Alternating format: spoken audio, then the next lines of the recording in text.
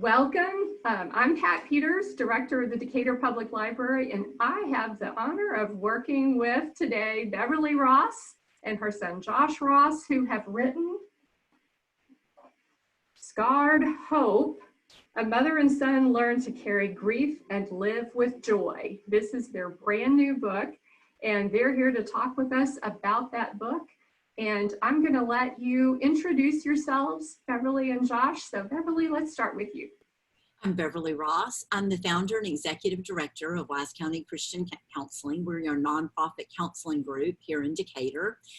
We service people in our area and the surrounding area. I also opened 2 years ago a grief center. It's Wise County's first grief center called Jenny's Hope, named after my daughter, who died, Josh's sister, who died in February 2010. Jenny's Hope has served, lots of families, children, adults, siblings, just people on a path of grief. So it has been such a blessing to be able to stand with them and walk with them as we're just trying to figure it out. Hey, Pat, thanks so much for having us on today. I'm Josh. I'm Beverly's son. I was born and raised in Texas almost all my life. Back in 2008, my wife and I transitioned out of Texas. We moved to Memphis, Tennessee. And you can imagine how people thought we were just out of our minds. I mean, why would anybody leave Texas, right? And then if they leave Texas, people couldn't understand why it was for Memphis. We've lived in Memphis now, going almost 12 and a half years. We love it. I'm a pastor. I went to college, I went to seminary, and I've been pastoring in a church for probably 18 years, since I was 22. And my wife and I, we live in an under-resourced community in Memphis. I have two boys. I have a teenager now. I have a 13-year-old and an 11-year-old. And we're always up for an adventure. Right? What was that? Big changes with a teenager, right? There are a lot of changes, and another cell phone in the house, and kids are expensive. They're very expensive, and our kids are doing virtual learning right now, but hey, we're doing our best to make this happen. I've authored 4 books. This is the 4th one I've written, and it kind of goes along with the first book I wrote called Scarred Faith. This one's Scarred Hope. So I guess next I need to do Scarred Love and just keep building off the idea of scarred. But again, it's such an honor just to be on, being able to chat about this book and being able to chat about a book that I co-wrote with my mom. That is such a cool thing. Tell us a little bit about how the idea for this book came about, where it started, and who kind of was the nudge, who was the driving force behind this book? Yeah, so let me back up just a little bit. My mom made a reference earlier that her daughter, my sister, passed away back in 2010. In the year 2011, so I was 3 years into pastoring this church in Memphis. Jenny had already passed away. I was processing my own grief. And I tell people I kind of went through a faith crisis, and my faith crisis was not, does God exist or does God not exist? But when does God choose to intervene and heal? And when does God seem to keep God's hands off? So that's kind of where I decided I needed to take 40 days to write. I just needed a journal to express some emotions that had built up inside of me, a place to process some of my own pain. And I was not thinking about publication at the time, but what I was journaling turned into my first book, which was called Scarred Faith. It was a book that processed my own grief journey, which ended up being a catalyst that was kind of the launching point of how my family ended up moving into a under-resourced community in Memphis, just to try to live with greater purpose. So there were a couple of events that came together in my life around that same time. And the whole idea of scars is a scar is a healed wound. And we all have scars. Scars are a healed wound, and every single scar we bear has a story that goes with it, whether that's a physical scar, emotional, social, psychological, relational, whatever it may be. Every single scar we bear has a story. So that's kind of where the idea came from. Then fast forward to October of 2018, my family, we decided to go down to the beach from Memphis we had like 2.5 days to get away. And I was in that beach condo with my family when my mom called, or I called my mom. I can't remember. Somehow we ended up on the phone together. And that's when my mom first told me that she had been diagnosed with cancer, which was just a punch to the gut. So I called my mom. It was either the next day or 2 days later. And I said, look, mom, you've been on this journey now yourself as a therapist for a long time. At that point, 8 years processing the death of her daughter. And through her grief work, there had been her own grief work she had to do because of Jenny's death, but how God has grown Wise County Christian Counseling and her grief work. So she's been able to walk alongside of what I'm trying to say is she has a lot of experience and wisdom when it comes to walking with people. So I called and I said, Mom, look, let's write a book together. There's so much in you that needs to get out there in written form. And I don't want this to be because of your cancer, but I think this is a really good time for you to process pain and grief. So she agreed to it. So that started this journey of us writing what has now come to be Scarred Hope. Beverly, what has this experience been like working with your son? So how closely have you two worked together? Have you actually written together, or did you do a segment and each of you do a segment? Tell us how that worked. Really and true, Josh has become my teacher through this. So while I wrote some chapters on my own and he wrote some chapters on his own, there wasn't any of my writing that wasn't done under his watchful eye and guiding me and helping me. I am a girl with a lot of words. And so he had to help me pare some of that down.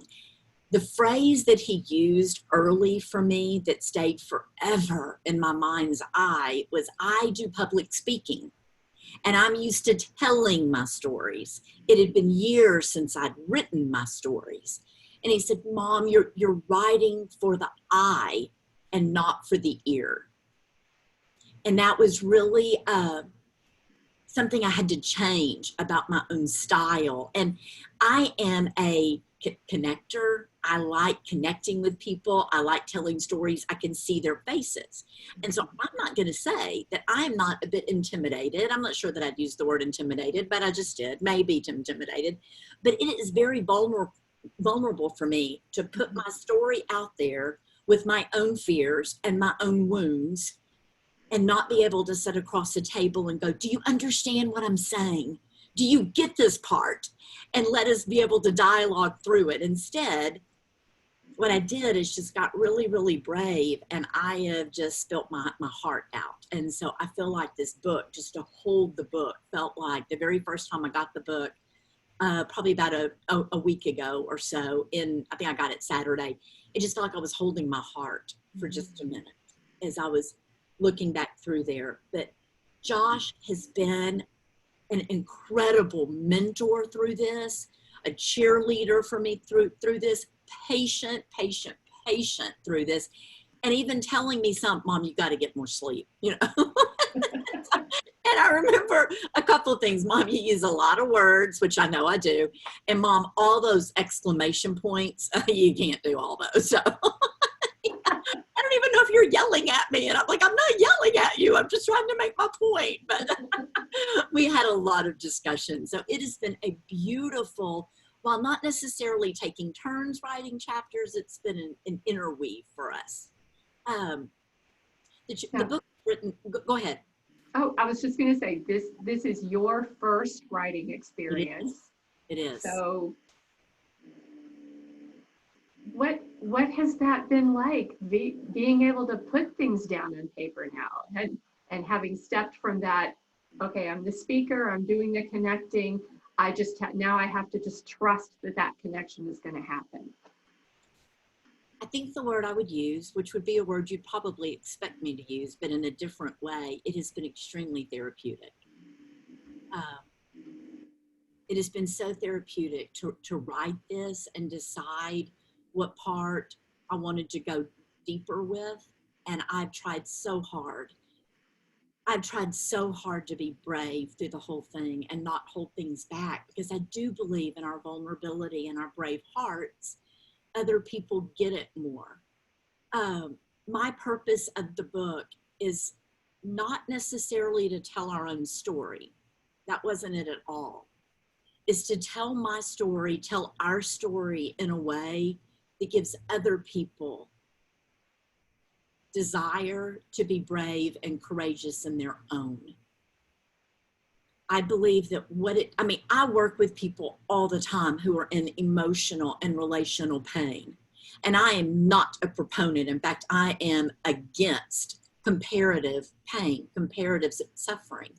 I don't believe that because my pain right now is a grief of death. I don't believe that the grief of death is the only grief. I am not sure if I believe it's the worst grief, because I believe grief is grief. And when we can walk beside each other and hold space for each other's pain, it's when sacred things can happen. We can really connect, and we can be the people who can journey well through life. And as the subtitle says, find joy in the process. Josh, tell us about your experience and how this compares to writing on your own, and how this experience was working with your mom through this. Yeah, that's a great question, because I won't lie, it's a lot easier to write on your own because you're not having, and this is I think I should probably emphasize, this is the second book I co-wrote. So my first and third one I wrote on my own. My second and my fourth have been with other people. And the challenge of writing with other people is you have to make sure you have common language. You know, when we use certain words or phrases, we need to know what we're trying to say. The second book I wrote was with a really good friend of mine. And this one was part of the joy of writing with my mom, and what I've told some people, and even I've told her, I just wanted to be serve as a prompt, just anything to try to get her wisdom, her experience, her joy, the hope that flows from her into written form, just to bless the world. So I wanted to be a cheerleader. I wanted to try to help lay a foundation and use whatever experience I've been able to gain as an author just to help her. And even though both of our names are on it, and both of us did writing, I'm so proud of the work my mom has done. It was challenging for sure. Early on, I told Mom, I said, just write. Like, we need chapters to be around 3,500 words, but right now, just write. And my mom would send me some documents of a chapter that was like 11,000 words. And I'm like, hey, that's all right. That's okay, Mom. We're going to have to cut it down, but it's a lot better to have to cut it down than, that you wrote something that was only 500 words. There were a lot of exclamation marks, but so much of it. And Pat, let me just break it down real quick. Section 1 is very raw. My mom walks through a lot of her own grief story, specifically with my sister, her daughter's death. And we try to do throughout the book, we try to emphasize this over and over again. Death is not the only form of grief. The journey of pain is something everyone's going to experience in a lot of different ways. Section 2 is it's more educational. It's more inspirational. We try to do some equipping with just how is grief a friend to us? How is grief a gift? And so we split that up. I think my mom wrote 3 of those chapters. I wrote. And section 3 is one of the most challenging things I've ever written, as well as one of the most fun things I've ever written. We took 10 conversations that people often have when they grieve or when there is pain. So we took 10 statements, 10 conversations. So there are things like, does everything happen for a reason? And we talk about it. Does time heal? And what we did is we recorded conversations. So we just sat here, I think it was over Zoom or over Facebook or FaceTime. We recorded 10 conversations, and then I went back and tried to make that into a dialogue style, which is what it is. And people so far, there's been a great response from that, just the interaction. And it's kind of a creative way to try to wrestle with just how do we, when we use language about pain, let's weigh our words. Let's be very careful with the things we say. Um, so it just all came together beautifully. It was great. This is such a difficult thing to spend your time on, to focus on, and to put your energy into. Was this writing this book a particularly exhausting thing for you? And I know, Beverly, you work with people who are dealing with grief all the time, but and I know you also are willing to tell your story whenever there's an opportunity for that to be uplifting for somebody or to be encouraging. But was this a different kind of experience as far as your energy level, as far as just how you were able to deal with the rest of life? You know, I probably need to journal that to come up with a really good answer for it, but just right off the top of my head, it was invigorating. Okay. I found so much energy around prayer of who was going to read it, around prayer of getting this out and into other people's hands, and know that this book, I might even cry here, but that this book is going to outlive me. And that the story of Jenny and the things that we've learned, it was invigorating. It fed me with strength. It fed me with the energy. I was able to practice spiritual disciplines and physical disciplines of resting some, but it was amazing. And I've heard writers say this before. I just never experienced it before quite like this, but I would wake up at 4:30 going, I know how to land the plane with that. You know, it just would hit me. And so just my husband was so accustomed to jumping up and running to the other room to type it out a bit. So, but I wasn't tired. I mean, it really fueled me. And I believe that when those things happen, it's when you know it's what you're supposed to be doing. You know, I loved the process. Now, the first few chapters, as Josh has already alluded to, were brutal to write and go back through. But they also were life-giving, even talking about Jenny's death. That her death is not the best part of her. And so I was able to go back in and tell more stories about her and relate her life. Was there anything, was it difficult for you to make those cuts after you had told that story in all those words? Was it difficult for you to say, okay, this can come out and the story's still authentic? You know, a little bit of yes. Some of the cuts were very hard, particularly when they involved other people that I wanted to honor or bring into the story. Those were the hardest ones for me to make.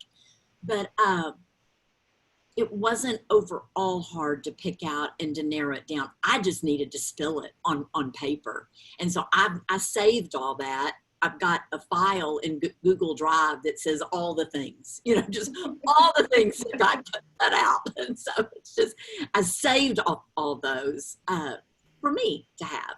So some of those are just for my eyes, and some I may use another day, but right now. But Pat, I have given the challenge to people, and this is standing. If you can make it through the first 3 chapters without shedding a tear, I will give you $50. Wow. But it's really raw, but so helpful. And I think and my mom alluded to this earlier, I think what it does is it's not just listening to Beverly tell a good bit of her story, but it helps give permission to people to tell theirs too. Well, I want to ask you the same question that I started with Beverly there.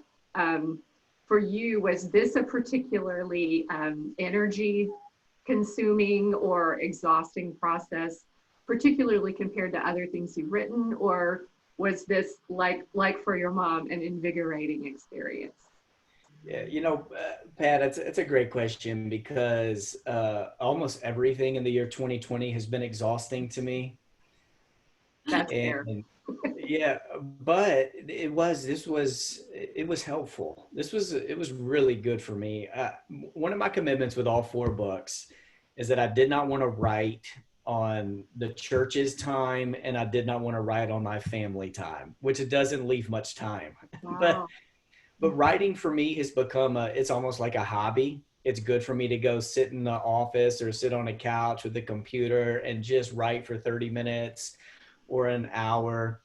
uh, it was challenging for a while because some of our deadlines early on was like May 1st or June 1st. And that was, I mean, just right in the thick Right. of COVID. And so many of us still didn't know what we were dealing with. And not that we do now, but we were still just, what is next month going to look like, and having to make really quick decisions in our church of, are we going to meet? Are we not going to meet? When are we coming back? And pastoring people through some really difficult stuff. So it was challenging to have the energy and just to be able to sit down and write and focus. But once it started coming, it just clicked, and it was being able to create something while we were in a season of great uncertainty was it was really, I mean, it was good for my heart. It was good. So I know that with many writers, that last period just before publication, when you're having to go through, you're having to do final edits, you're having to do all that very tedious part, were you able to maintain the positive, the joy of writing this during that last little part? Yeah, Mom, what did I keep having to tell you over and over again? Land the plane, get your hands off of it. Yeah, Pat, I mean, you're kind of getting to this. The hardest thing for an author is to finally let go, Yes. because it's been your baby for, I mean, for Mom and I mean, the idea came October 2018, but we probably didn't start writing until maybe February of 2019. But still, it's almost a year and a half where Mhm. it is, I mean, I'm a man sitting there using baby language, but it is like a baby that goes through every all three trimesters, and then you have to let it go. And that was the hardest thing. And I kept having to tell my mom, you've gotta, it's time to let it fly. It's good, you've read it, there's nothing else you could do to make this better. You've got to let it go. You can change it again, but it won't make it better. At some point, you've got to do that, right? I know that you are both people of strong faith. Um, Tell us how you expect this book would speak to people who are not of Christian faith. How would they be able to relate to this book? You want to do that? Sure. Yeah, I mean, I think we all connect through pain.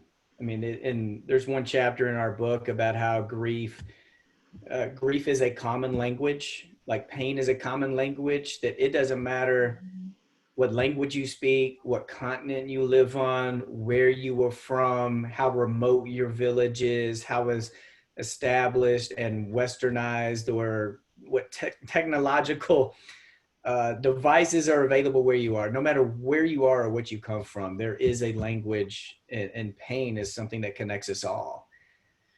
And even if people do not follow Jesus the way my mom and I follow Jesus, I think there are pieces in this book that help give people a handle on how do I walk a journey of pain. And for all of us, it's not a matter of, if you will, it's when you will. And part of what my mom and I want to do is try to encourage and equip people. You don't have to wait until a moment of pain or a crisis hits in your life to start thinking about the core values and the principles. Like, you need to be thinking about that now. I mean, when I travel around to speak to college students or teenagers, I try to teach them now. Like, you've got to be thinking about what that foundation in your life is, so that when the storms of life come, you're ready for them.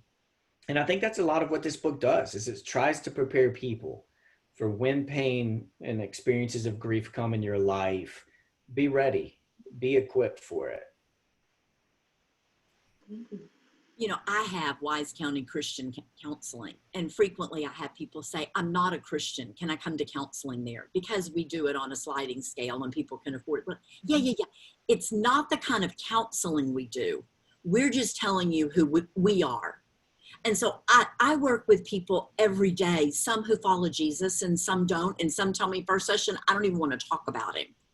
And we can still do good, solid emotional and mental health work, whether you do or you don't. There's some premises that are just a common humanity. And that's what I think this book is. As Josh said, it's the language of pain. And I think the book will give us full permission. It also is an excellent tool for people to use, whether they're in their own journey or not, or if you're journeying beside someone who is. We have, and I'm not going to get on this right now. But we have some religious jargon that we use. It is very painful, even for people who follow the way of Jesus. And the book addresses a lot of that. There's some things that we say, religious cliches, that do not make sense when you're in pain.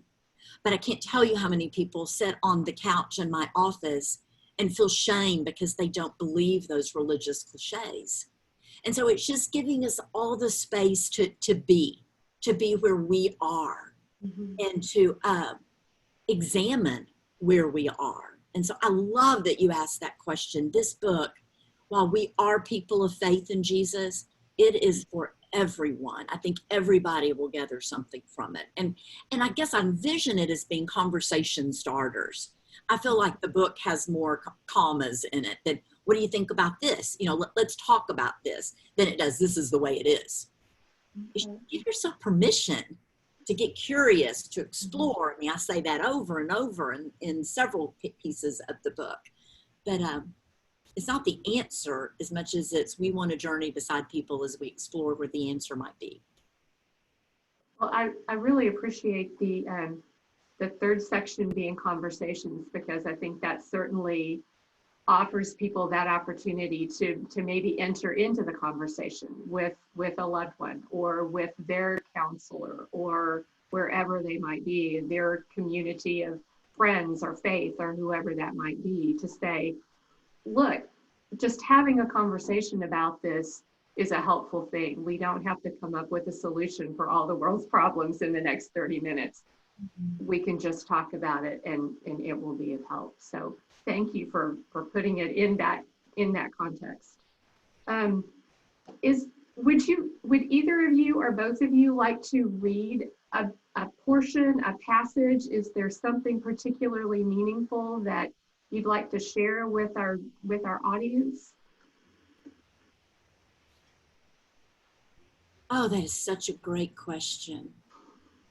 And I don't have the book on me to pull out something to read. I love for Josh talked about grief as a teacher, and where grief helps us explore rooms in our heart we hadn't found before. And grief as a teacher helps us find even the greater joy in that. Josh does a beautiful job in that, talking about grief as a teacher and the groaning. Pat, I'm embarrassed that I came into a podcast right now where people are listening, and I do not have a book in my house. I left them all in my church office where I was signing them. I know. Am I the only one with a copy right now? I have a copy in the next room. So yes. But I'll tell you this, anybody listening, I will call you at 11:45 at night, and I will have Morgan Freeman ready to read you from our book. So have you thought about an audio version of this book? Mom, have you thought about an audio version? Several people have asked me about one. To tell you the truth, I don't know that everyone around the country will be able to understand me. I have such a thick Southern drawl. But people have asked me about that. Several have. So we may end up doing that. I don't really know what all that entails. We're just kind of trying to take it apart. But Okay. yeah. The thing that's coming on my mind right now is at the very end of chapter 2, which is when we're leaving the hospital. And as a counselor, I had taught grief workshops already before Jenny died. But I reiterate several times at the end of chapter 2, I didn't know it felt like this. I had no idea it felt like this. And I think we all have moments in our life. I feel like that statement is a joining statement. I feel like that is the statement of true pain. I did not felt like this, of emotional pain, where we've tried to tell other people how to do it. We think we have the answers until it's us. And then it's like, oh, whoa, I did not felt like this, to have your heart ripped. And I feel like that is sort of at the bottom of the pit. And then from chapter 3 on to chapter 20 is the rise up. But that was the epitome of being in the bottom. So in a way, those are the ashes and the rest of the book is the phoenix rising. That's right. Okay. All right. So tell us how we can get a copy of this book. Where can we get a copy of this book? And is there a way to, is there an opportunity for a book signing? I know there are odd times going on, but tell us about that. Well, the book is on Amazon. You can buy it paperback and Kindle. I do want to give a brag right here. I have no idea how this happened, but from really the first day the book was on Amazon, we've been number 1 new release, and in and out of 2 categories. Wow. In and out of pastoral counseling and in and out of death and grief. So it is done very well on Amazon, and we are very humbled that people are trusting us to have written something worth reading. I'm very grateful for that. We had one day, it was a bestseller on Amazon, and so we're very grateful for that opportunity too. It's on Amazon, paperback and Kindle. I am going to be doing book signings in Decatur at Trinity Street next Thursday, a week from today, in conjunction with North Texas Get Giving Day. We're going to do the before work crowd, 7 a.m. to 9 a.m. We're going to practice social distancing. Everybody will need to wear a mask. Trinity Street wants to make sure that I definitely tell that, and I'm proud to tell that we want to be part of keeping people safe. And then that night again, we'll be there from 6 to 8, signing. Josh is going to be in town the second weekend in October 11th. He is going to be here that weekend, and so we will potentially do a book signing around him being here. We haven't nailed a time yet, and he doesn't even know that yet, but I am working on doing that. So. Terrific. Yes. So go ahead, Josh, sorry. Well, and that's September 17th, right? Thursday, September 17th. Yes, I'm sorry, September 17th. Yes. Yeah. Yes. When you sign books right now, do you sign books with my name on them? No, I do my own. Do you want to? Yeah. Well, Pat, real quick, when I wrote my first book, Scarred Faith, my mom bought them and would occasionally sell them at speaking engagements. And she called me one night and she said, "Josh, you'll never believe what happened. Somebody came up and asked me to sign your book." And I said, "So what did you put in it?" And she had like her whole little statement. And I said, "So did you sign it with your name or my name?" And she signed it with her name. And she said, "Josh, I looked up and there was a line of 30 people." And so my mom has signed numerous books that I've written with only her name. So it's time for me to get a little payback where I'm signing some books now just with my name. But I am excited about the book signing you'll have there in Decatur next Thursday. And then wherever you tell me to be in October, I'll be there. Okay. So, yes. So if I want to sign your books, I can do that. In fact, I won't get on this very long, but Saturday is Josh's 40th birthday. And it is still on record, not that I'm holding any grudges. It is still on record as the hottest summer in Abilene, Texas, which is where I had him. Oh my goodness. Days over 110. And so 40th birthday, we ought to do some kind of splash for the book. Wow. Okay, just to be clear, if people come on September 17th to Trinity Street Coffee Bar on the Square in Decatur, they can get your signature, Beverly, on this book. Yes. And then later they can bring the same book back. And Josh, will you be willing to sign next to your mom's signature there? Absolutely. Okay. All right. Tell us, North Texas Giving Day, September 17th, is also an opportunity for it. Is that a day that people can also support Wise County Christian Counseling? Yes, and Pat, thank you for giving me a chance to talk about this. Our fundraiser was scheduled for March 24th, which Right. Wise County shut down at midnight. I was at Grace Fellowship ready to do a fundraiser, and I did not. I just am very open. I did not have the guts to ask people for money right before we went on a lockdown. So as the lights are coming up that night, I am rewriting my whole talk. It was not a fundraiser.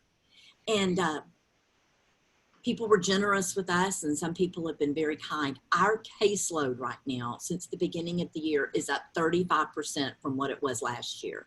So not only did I write a book in this pandemic, I've seen more people than ever since the shutdown. Mm-hmm. But while our expenses have not gone up, I've got the same number of employees. Our clients have not been able to pay us, a lot of them, what they could have before. And so we are in need of having a fundraiser. Normally, we let North Texas Giving Day be for the Grief Center only. But this year, North Texas Giving Day is for Wise County Christian Counseling. We are just going to put that money away to help us, because right now, we don't know when we're going to have a fundraiser next year. Sure. And so it is super important for us. We are a 501c3, you know, tax deductible donation. We are trying to gain $50,000. We've already got probably 20 of that, and we're very grateful for that. But you're welcome. You can either bring a book you purchased to Trinity Street or buy one from us that day. We will also have pens available if you want to write a check. We will have Square available if you want to use your card. But we are, we're doing a plea that if you can help us financially, we are asking you to do that. This community has been incredible. For me personally, been incredible for our work here, our staff at sending us people, referring to us, but also standing with us financially. Mm-hmm. It doesn't look like we should be able to do what we do on paper. And it just works because this community is so generous, and we are so, so grateful for that. So North Texas Giving Day is a big event for us, and you can start that today. If you go on Facebook or call the office, we can help you find where to give. Facebook, it's easy to. It's a Facebook event, really, but you can just go right on there and put money in, or call the office, and we can walk you through how to do that. 940-627-1618, or just look this up online, Wise County Christian Counseling, and we can help you. We are so grateful. Thank you. Okay. Is there anything else that either of you would like to just tell us about either your experience writing or just about this book in general, what you would like the world to know about Scarred Hope? I have one thing I want to say. And I haven't said this really out loud before, but I think now is a good time. I just want to go ahead and say it. The first line of the book is, Josh, I have cancer. Josh put that in the introduction. And a week ago today, I got a call that I have cancer again.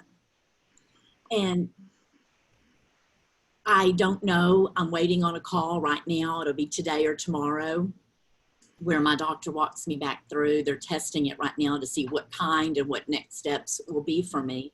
So I'm so grateful to have been able to write this book. through that. And that's also why I'm begging people for North Texas Giving Day, because I am the #1 fundraiser for us. And I don't know what my own life is about to look like for the next little while. And I am asking for prayer. I'm asking for people to stand with me as I'm on a journey again. I am digging in my heels and I'm fighting hard, and will continue to have faith and to have hope, even when it's scarred hope. I am fighting to still find joy, and I have been able to do that so far. I'm fighting to stay contented. And I'll be honest, I'm in and out of that. You know, I have some times that I'm not at rest with this diagnosis at all. But if I have to walk this, and I've said that since Jenny died, if I have to walk this road, I'm going to do it the best way I know how to do it. And the only way I know how to do it is with contentment and joining that with pain and being open about that. I am fearful, but I'm also joyful. I don't think those are opposites like maybe I once thought. So I want to share that. I just want to say that. And if you would join me in prayer, I sure would be appreciative of that. You're sharing that with us. And happy birthday to Josh. Coming up, 40 years old. That's I am exciting. 40-year-old. I might remember that in the rearview mirror. I don't know. It's been a while. Josh, any final words about this book before we? Yeah, and it was a punch in the gut last week to have that call. And it was kind of ironic that we decided to write a book after you called the first time, and the week our book was released is when you found out the second time. But I think what I would end with, Pat, for me is I think one thing 2020 has taught us is there are seasons of uncertainty that we all face in life, and we're in it right now. I mean, just when's this going to end? Where's the finish line? And even in times of uncertainty, there are things we can cling to of substance. And we hope that's what this book can do for the world. Even in seasons of uncertainty, reach for something that matters. That's right. That's right. Thank you very much. Once again, Scarred Hope, A Mother and Son Learn to Carry Grief and Live with Joy by Beverly Ross and Josh Ross. You can purchase this online at Amazon, or you can come to Trinity Street Coffee Bar on September 17th, 7 a.m. to 9 a.m., and then again 6 to 8 p.m. Beverly will be there signing only her name, not Josh's too. And we hope you'll support this book. Thank you so much for spending the time with us, Beverly and Josh. And best of luck with book sales, with book signing, with fundraising, with this time of uncertainty. Thank you for being here. Thank you so much. Thank you.